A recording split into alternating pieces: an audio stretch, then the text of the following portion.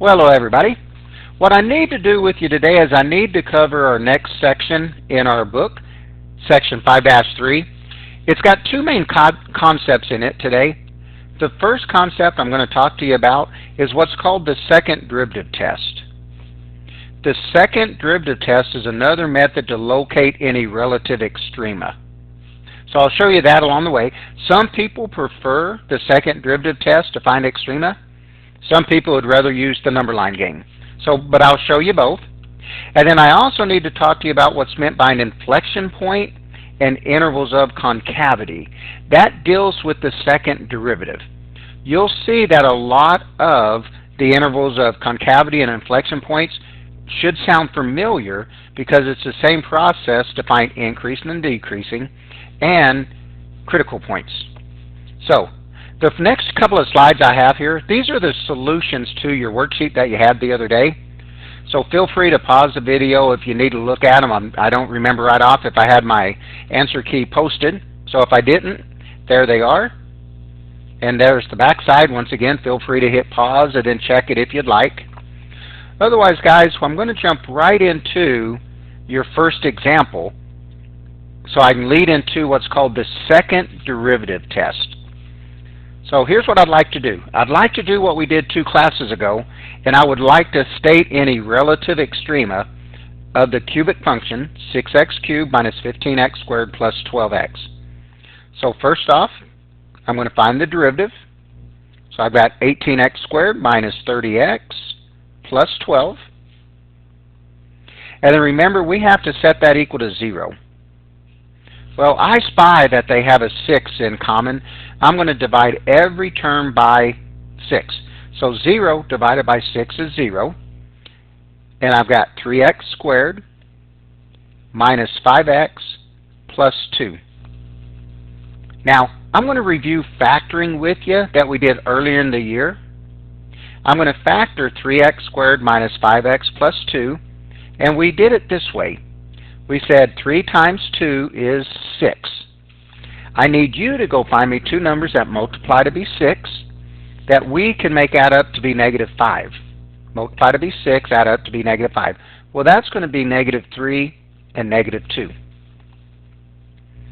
I'm going to write this then as 3x minus 3. I got the 3x from right there. And 3x minus 2. But remember, 3 times 3 is 9. I need to get that down to a 3. So I'm going to divide by this a value. So one of the terms gets divided by 3. So in this case, it's got to be that guy. So here is the derivative factored. I've got x minus 1 and 3x minus 2. That's going to make my critical numbers to be x equal 1 and x equal 2/3. And then I'm going to play the number line game with it. So I've got 1 and 2/3. And guys, on this video, I'm not going to plug in all the numbers to find the increasing and decreasing. I got faith that you can do that. But if I plug in a 2, 2 minus 1 is positive. 3 times 2 minus 2 is positive. So I know this interval is increasing. When I plugged in a number between 2/3 and 1, I used 0.7. 0.7 minus 1 is negative. 3 times 0.7 is 2.1. Minus 2 is positive, so that interval is negative. And when I plugged in 0, I got 2 negatives. Now, based on what we did last time, I'm going to go from increasing to decreasing. So I know I have a relative maximum at x equal 2/3. And I know I have a relative minimum at x equal 1. Because I'm going to go from decreasing to increasing. Okay. So there I've done problem 1 already. I found my relative max and relative min.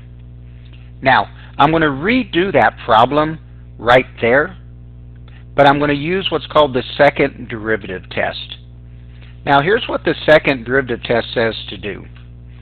It says, let f prime of c equal 0. So find your first derivative and set it equal to 0. And let f double prime of x, our second derivative, exist on an open interval.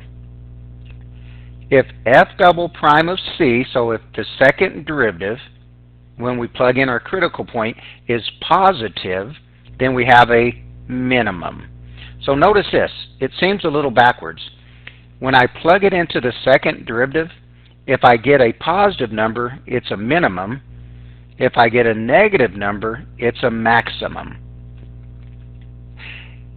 If we plug in the number and we get 0, the bad news, the second derivative test fails, and we have to go use the number line, the first derivative. So let me show you what that looks like. Here's the same problem now done by the second derivative test. We're going to find our first derivative, which was 18x squared minus 30x plus 12. We're going to set that equal to 0, which we did that earlier. So my critical numbers from earlier was 2/3 and 1. Now, instead of playing the number line game, we're going to find the second derivative. The second derivative of this is 36x minus 30. Now, I'm going to plug in to the second derivative. I'm going to plug in 2/3. And I'm going to plug in 1. Now guys, once again, I don't care about the number. I just care if it's positive or negative. I would rather you not put the number because you're going to think that's a minimum or maximum, and it's not. So when I plug in 2/3 into 36x minus 30, well, 2/3 of that looks like 24. 24 minus 30 is negative. That tells me that I have a relative maximum at that. The negative number shows that we have a relative maximum. When I plug in 1, I get 36 minus 30, which is positive. That tells me that I have a relative minimum. Now normally we'll go ahead and list these as ordered pairs. To get those numbers, I would just run 2/3 and 1 back to the original equation. So guys, you have a choice when we find relative extrema. You can use the number line game, or you can now use the second derivative test. The only time you must use the second derivative test is if the directions tell you to. Now, come over to number 3. I'll kind of show you the good news and bad news about all this. Let's find this derivative. The derivative of x is going to be 1. The derivative of 4 over x is negative 4x to the negative second. So I'm going to have 1 minus 4x squared.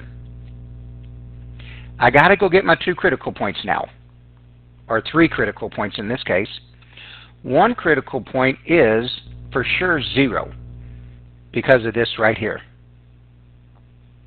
Now to get my other critical points, what I'm going to do here in black for you is let's solve 1 minus 4 over x squared. Let's set that equal to 0. I'm going to add 4 over x squared to both sides. And then I'm going to cross multiply. So I've got x squared equal 4. Tells me that I'm going to gain 2 more critical points at positive and negative 2. At positive and negative 2. Now normally we would play the number line game, but today we're going to do this by the second derivative test. So now I need to find my second derivative. So I'm going to find the derivative of negative 4x to the negative second, because the derivative of 1 was 0. So this is going to become 8 over x cubed. 8 over x cubed. Now, I need to look at f prime of 2, f double prime of 2, f double prime of negative 2, and f double prime of 0. Remember, I don't care about the numbers again, just positive or negative. 2 cubed is 8. 8 over 8 is positive. Really, we know it's 1. So one thing I know, guys, this is a relative minimum. The exact location of that relative minimum is going to be 2 comma. I'm going to plug 2 back into this original and get 2 plus 2 is 4. Now, when I plug in negative 2 cubed is negative 8. 8 over negative 8 is negative. Tells me I have a relative maximum, opposite of what you think. The exact location, negative 2. When I plug negative 2 into here, I've got negative 2 plus negative 2, which is going to be negative 4. Now here's some bad news for you. When I plug 0 in here, I get something undefined. That's our cue that the second derivative test fails, so I need to go try the number line. Now, I don't have to work out here, I just need to work close to 0. So let's plug in a 1. 8 over 1 cubed is positive.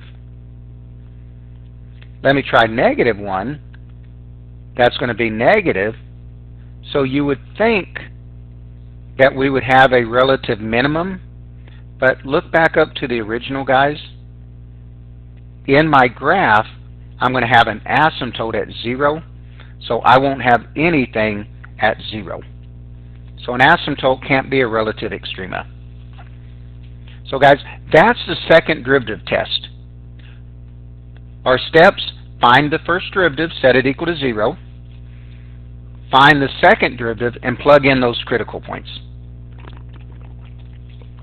Now I'm going to switch gears on you, and I'm going to start talking to you about what concavity is. Concavity is tricky to find, tricky to see. Concavity refers to this: when a graph quits curving upwards and starts curving downward. My college professor used to define concavity and intervals of concavity as holds water, dumps water. So here would be an example of an increasing function that's concave up, would hold water through here, kind of like your contact.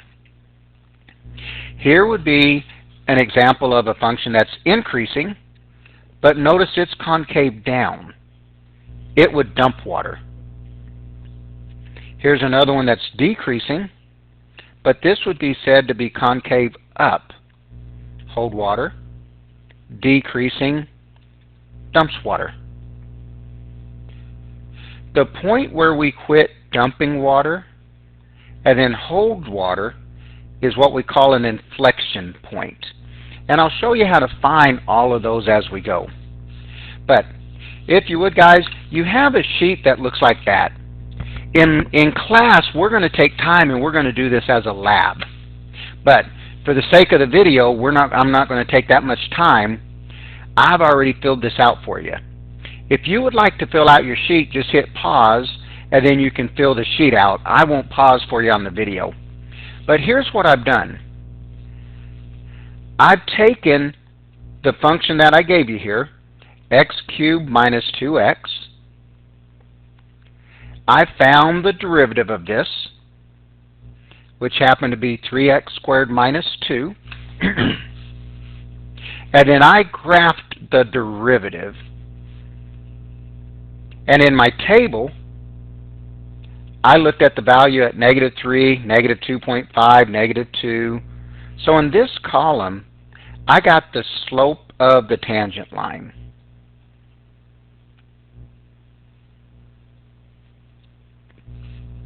So once again, I found this derivative. I graphed it because I was lazy. I didn't want to plug in all those numbers. Told my calculator count by 0.5s, and these happen to be the slopes. Now, here's what I wanted to do. If you look on this, I entered a third column. It's the change in the slopes. So when I went from a slope of the tangent line to 25 down to 16.75, notice that it's lowered by 8 1/4. And then I did the same thing. 16.75 minus 10 told me my slope lowered by 6.75. 10 to 4.75 told me my slope lowered by 5.25. 4.75 to 1 lowered again. Now, there's a place, guys, where the slopes changes from positive to negative or negative to positive. When we find those, that's called the inflection point. So now, watch this. If my computer would quit jumping. So, notice that the slope here, the change is negative, is negative, is negative, negative, negative, negative. But guys, at this moment right here, notice that I go from a negative change to a positive change. So right here at 0 is called an inflection point. Come over here and look at my graph now. There's my x equals 0 value. I would say that this graph is concave down, it's dumping water, from negative infinity to 0, and at this point it becomes concave up. So I have that. So I would say that this graph is concave down, dumping water from negative infinity to 0, and then concave up from 0 to infinity. It's where my chart changed from a positive to a negative. Now I'm going to do the same thing for this one. I've already filled out the chart for us just so I can talk about it. So once again, I found the derivative. I plugged in those numbers. You'll just have to take my word for it. And these are how the slopes changed. So notice that it was a positive change, positive, positive, positive. But notice that right here, from here to here, I went from a positive change to a negative change. So I have what we call an inflection point at x equal -1. Now let's look some more. Negative, negative, negative, negative. Hey, right here, I'm switching from a negative to a positive. So at 1, I also have another inflection point. So guys, peek at your graph for a second. Let's go plot the values at -1, must be right there, and 1. See if this statement would sound true. I'm going to be concave up, curving upward on this interval, negative infinity to -1. From -1 to 1, I'm dumping water, so it's said to be concave down. From -1 to 1, and then notice I'm concave back up from 1 to infinity. Now I will show you mathematically here in just a heartbeat how to get those, but those are called inflection points. It's where my graph quits curving upwards and starts curving downwards. Kind of hard to see sometimes. Mathematically it gets a little easier. And then guys, I'm just going to mention this one super fast. Kind of the same thing. I've already found my derivative for you. I set it equal to 0. Notice this. Positive, positive, positive, positive. At this moment, I go from a positive to a negative. Then I'm negative, negative, negative. At this moment, I switch from a negative to a positive. So I would have inflection points at x equal -1 and x equal 0.5. Let me graph those for you, see if it looks right. X equal -1 would be right there. X equal 0.5 would be about right there. So if we're correct, we should see holding water, but at this moment we start dumping water, and then at this moment I start holding water again. Now, I will show you how to find that mathematically. It's going to sound very familiar to what we've done. So if you would, here's going to be the steps. We're going to find our first derivative. We're going to keep on going. We're going to find our second derivative. And then we're going to see if these steps sound familiar. We're going to set the second derivative equal to 0. Instead of calling those critical points, we're going to call them possible inflection points. And then we're going to play the number line game with those and the second derivative. So the steps are the same as we've been doing, but now it comes out with the first derivative. So here's the one that we just did, that we just talked about. So let me hit this one with you. I'm going to switch to white ink. So let's find our first derivative, which is 4x cubed plus 3x squared minus 6x. Now, we're going to keep on going. We were not asked to find increasing or decreasing. We were not asked to talk about relative extrema, so don't do anything except for go get the next derivative, which is going to be 12x squared plus 6x minus 6. Now we need to set this derivative equal to 0. And then I spy a 6 goes into everything. So I've got 2x squared plus x minus 1.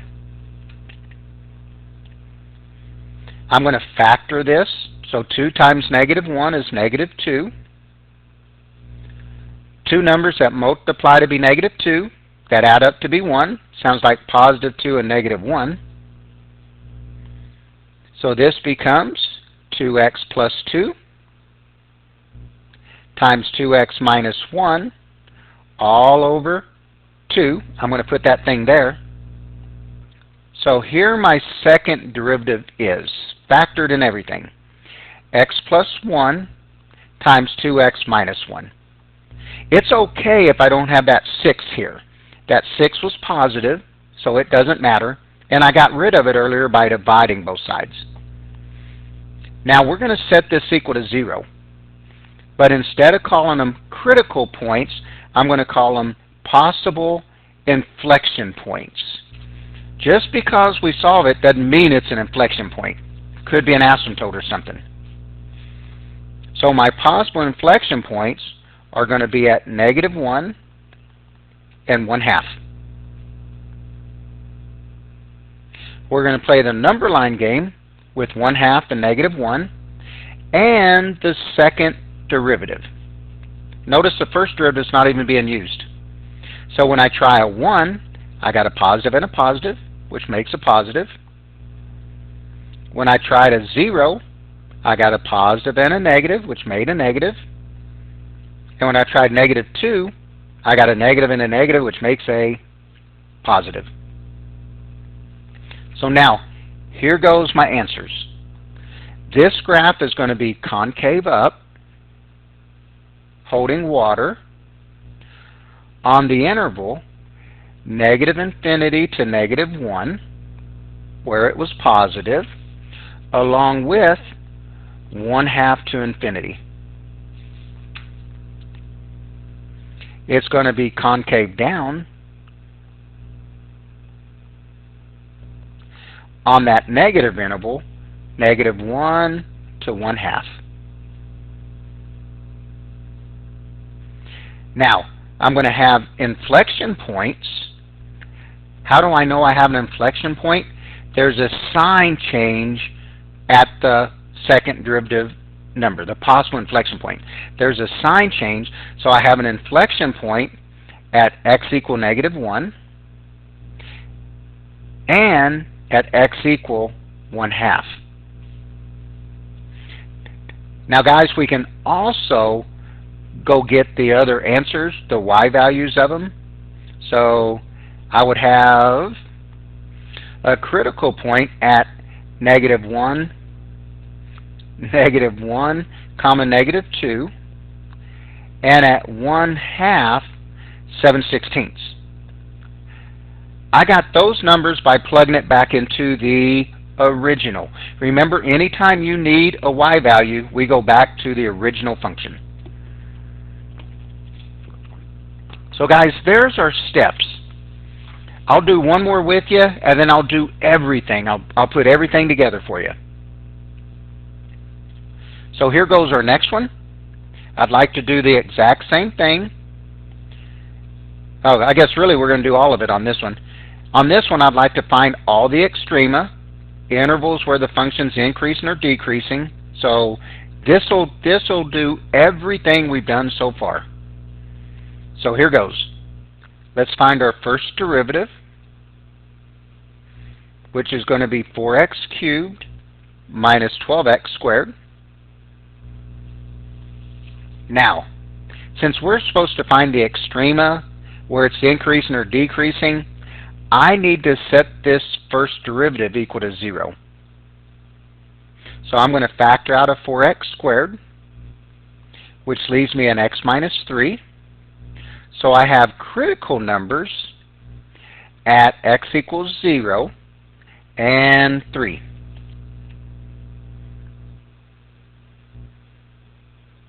I'm going to play the number line game on it because I'm looking for increasing or decreasing. And guys, when I played the number line game on it, I had a negative and a negative and a positive. So I don't have any extrema at 0, but I do have an extrema at 3. I'm going to go from negative to positive, so I got a relative minimum. So things that I know, I have a relative minimum at x equal 3. If we need it as an ordered pair, it's 3 negative 25. I got that by plugging 3 into the original. So I found all the extrema, so check mark. Intervals where it's increasing or decreasing. So I'm going to say that it's decreasing from negative infinity to 0, along with 0 to 3. And I'm going to say that it's increasing from 3 to infinity. So I've taken care of the extrema. I've taken care of the increasing or decreasing part. Now, here comes the concavity part. So now let's start working with the second derivative. Now, I want to point something out. Notice I have 2 first derivatives up here. You decide which one you want to work with. Well, we want to work with this one right here. If you decide to pick that one, you're going to be using the product rule. So here goes the second derivative. That's going to be 12x squared minus 24x. Notice my notation, f double prime of x. I'm going to factor out a 12x, which leaves a x minus 2. So I get possible inflection points at x equals 0 and x equal 2. The reason I called them possible, I need a sign change. So let's go do our number line, 2 and 0. We're going to plug it in right there. So when I plugged in a 3, I had a positive and a positive, which made a positive. When I plugged in 1, I had a positive and a negative. When I plugged in negative 1, I had a positive. So here goes my part C of this. Intervals of concavity. I'm going to say that it's concave up on negative infinity to 0 and 2 to infinity. I'm going to say that it's concave down, dumping water, from 0 to 2.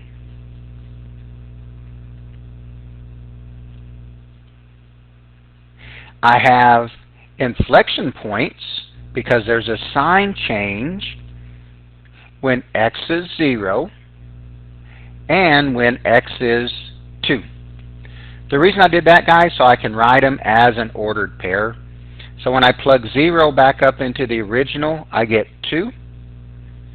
When I plug 2 into the original, I got negative 14. Okay. So there's what we got. Now I do have one more with you. I've taught you all the concepts. There's some algebra here on number 6 I got to remind you of. The product rule shows up. So I'll quickly go through this one. We're going to do it all. We're going to find everything. So I'm going to find the derivative. So I'm going to use the chain rule. So I've got 1/2 x squared plus 1 to the negative 1/2 times 2x. So if I simplify that, 1/2 of 2, so I've got x times x squared plus 1 to the negative 1/2. Now, I'm not going to rewrite it because x squared plus 1 can never be 0. So I don't worry about that. My only critical point is going to occur when x equals 0. So if you look at this, I have this for a second. There's what your first derivative really looks like. I want it left like that because we're going to go get the next derivative, the second derivative. So guys, when I play the number line game, I know that this is always positive. So when I plug in a positive up top, I get a positive. When I plug in a negative, I get a negative. So some things that I know, I have a relative minimum when x equals 0. Its ordered pair would be 0, 1.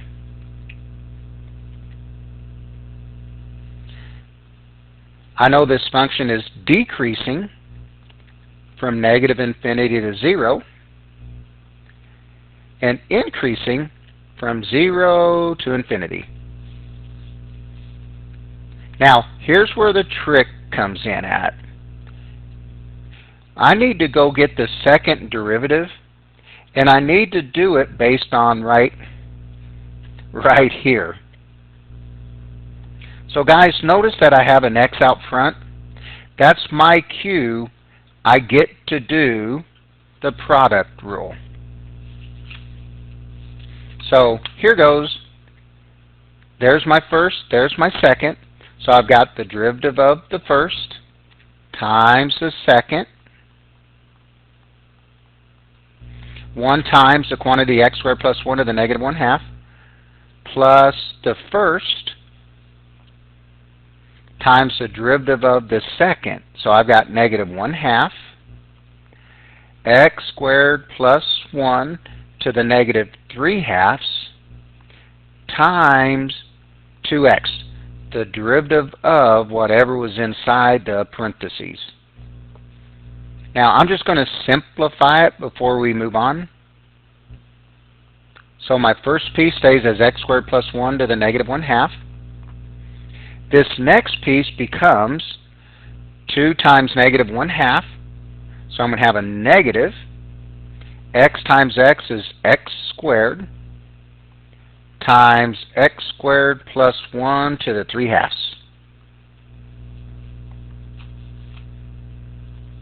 Let's factor out whatever they have in common.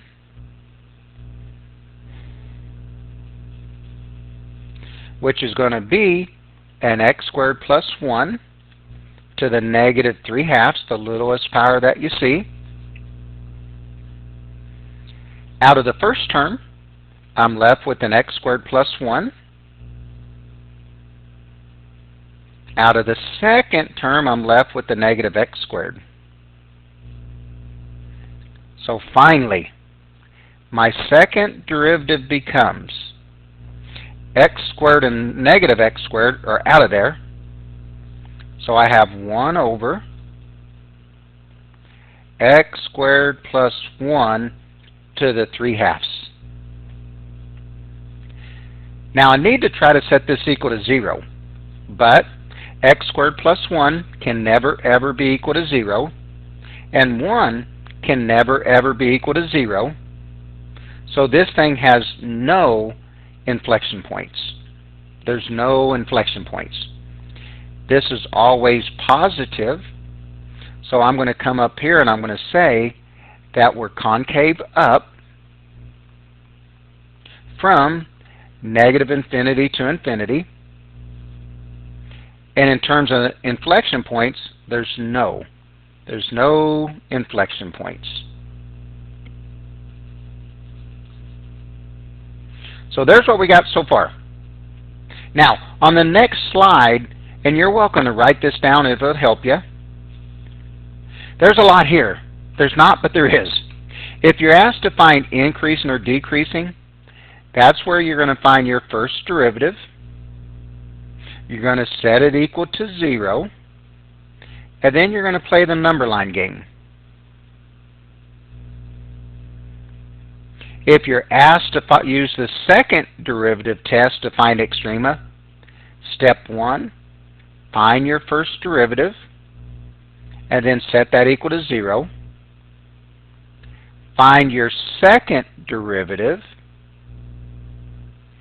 and then plug in those critical points into your second derivative.